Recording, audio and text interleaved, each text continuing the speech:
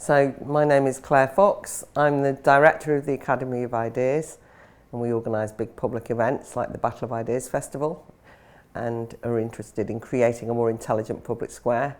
And I'm also a legislator because I sit in the House of Lords as Baroness Fox of Buckley, a non-affiliated peer.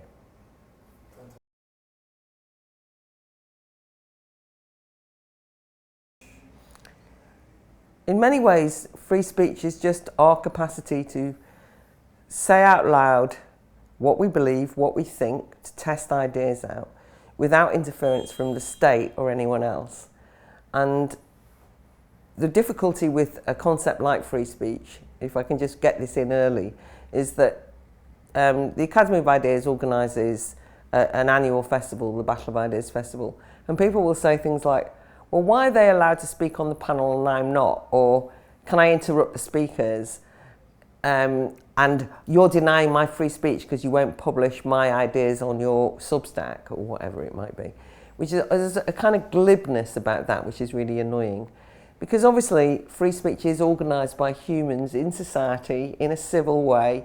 But one of the things that you know is that when you're denied free speech, you are marginalised, silenced and demonised, or you're offered a platform and then it's cancelled and you're removed from any capacity to make those public points that some people wanted you to make. So free speech is sometimes easier to define by its absence than actually what it is.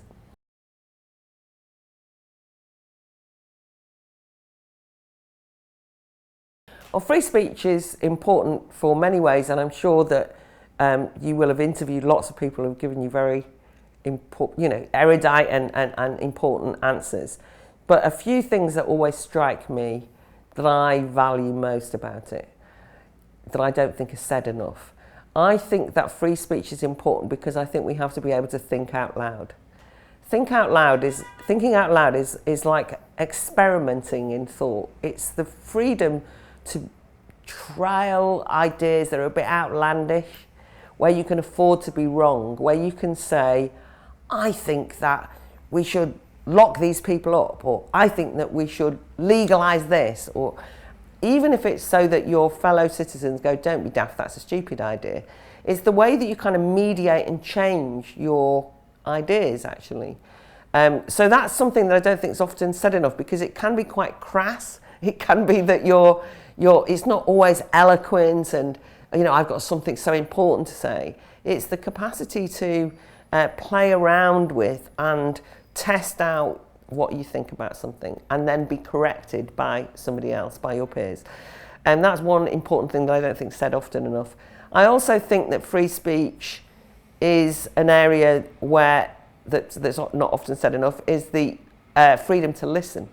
So sometimes free speech is posed as my right to speak, but actually it's often my right to listen, to access ideas, to have a wide variety of sources of information so that I'm not just, somebody else isn't deciding what I should hear, what I should listen to, what I should read and so on. So free speech is also the widest possible access to as many views as possible so that helps you form who you are intellectually, politically. You can start to gauge, I thought this, now I've read this, I've heard this person speak, and now I've changed slightly my way of thinking. Not actually that you've heard somebody and you've gone, the latest person I've heard has convinced me, and you kind of just like wander around being intellectually, as it were, just kind of like a lightweight that you just change every time you hear someone. Actually, sometimes you hear somebody speak and think, I never ever want to sound like that. I mean, you can change your view by hearing somebody express something that defines you against them. So that's partly why freedom of listening is part of freedom of speech. And another underestimated part of freedom of speech, which is harder to defend sometimes, is the freedom to, freedom of speech. Say for example, football fans. They can say some pretty gross things, that they wouldn't even say at home or what have you, that is part of a kind of tribal expression of football fanery. And there's always people trying to police that and make it polite. So it's part of a rather negative definition here, but there's something about the importance of not having your your speech sanitized by external policing mechanisms. Now, of course, speech is used appropriately in different places. So I've made the point that you might, as a football fan, be very different than when you go and visit your granny, or when you're talking to your kids, or when you're at work. And I think it's something about the conversational norms that we set ourselves as adults, that we know that we can go too far. You know, in the bit of banter at work, you say something and actually everyone just like glowers at you and you think, oh God, I've gone too far. And that helped you mediate how you express yourself. As part, when you're growing up, you kind of learn these things. What we now have is a system that tries to regulate speech by a code of conduct that we're none of us too familiar with, using linguistic rules that usually we fall foul of. And that means that you can't really think for yourself because you're following a script.